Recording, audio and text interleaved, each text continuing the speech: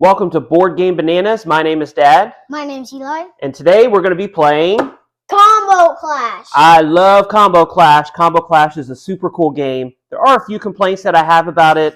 Number one is the board. It is high quality, but it's made of material, and unfortunately that material wrinkles, so you have to iron out the material every so often so you don't have these creases, which I'm not sure if you can see on the camera or not. Also, these are super high quality cards. They are very glossy, very thick, but they're very difficult to shuffle. And part of the games is shuffling the cards that you've already played, and that can be difficult at times. So those are the only two complaints. But other than that, the game is awesome. The goal of the game, of course, is to get combos. You get combos when you have 3 or more of the same type of card sitting next to each other, and you get the number of points that's on the actual card. So like up here in the corner, you can see that you would get 2 points if you have 3 of these. That would be 6 points that you gain through that combo. If you have 5 of these that you put down, then that would be 10 points that you get through that combo. But where the fun comes in is when you're mixing and matching and you're playing certain cards that give you certain powers that allow you to do things with other cards. And today, to explain to us exactly what these cards' powers do is Eli. So Eli, why don't you start out explaining exactly what the alligator does and what his power is? So when you play the alligator, you can turn 2 cards that are face up, face down. You get 1 or 2 points for that. So you can turn over either 1 or 2 cards.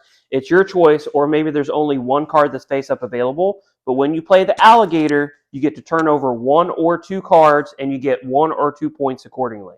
All right, what about the snake?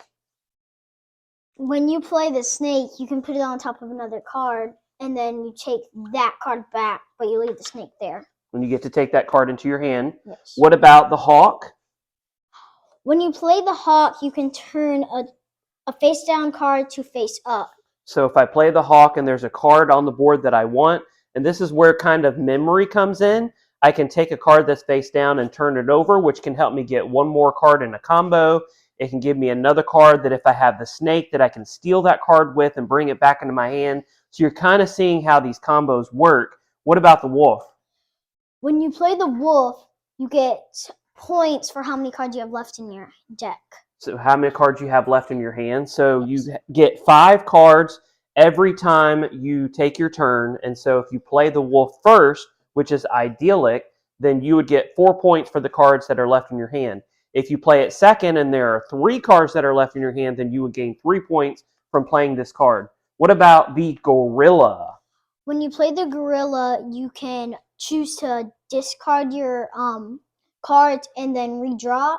Redraw the number of cards that you have in your hand. Yes. And then one thing that I think that is very important with this is the rules state that you don't have to use your special abilities or your power. So if you play the gorilla, you don't have to discard the rest of your hand if you don't want to. The actual instructions say you may discard your hand, or you may choose to turn over 1 or 2 other cards. And whether or not you do that is completely up to you in the strategy that you're using.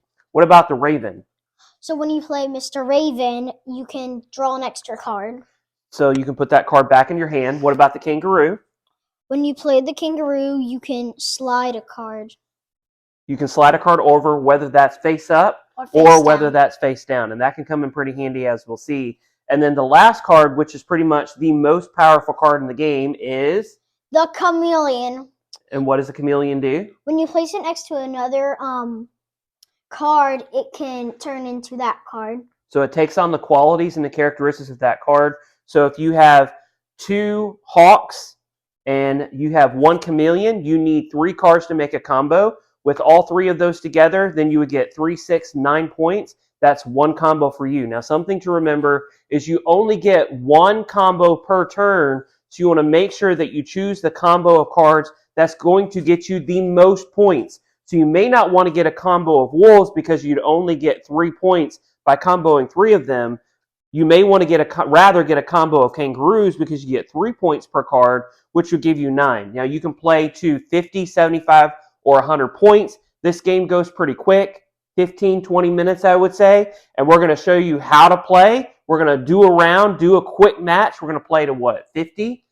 And we will show you how to play here in just a little bit. Show them where we're going to play to. 50 right here. 50. All right, we're going to be there soon. Wait, Daddy, don't forget to tell him. You also, I know what you're thinking. You want to play, well, if I just have 3 chameleons, I can play all 3 chameleons just together. But they're not worth anything. That's a very good point. The chameleons on their own are worth nothing. And also the chameleons have to be next to the card for them to have value. If they're here diagonally, then they receive no value. They're worth nothing. So they have to be next to the card that you want to consider value to. Any other last comments before we kick it over to the actual gameplay? And the chameleons can't be right next to each other. They can be next to each other, but they would take on the card that they're next to. So a chameleon can't take on the ability of another chameleon, but a chameleon that's next to each other can take the ability of another card that it's next to. Oh. Good? Yes. All right, until you watch that video where we actually play the game, my name is Dad. My name's Eli. And we are with Board Game Bananas. Great job.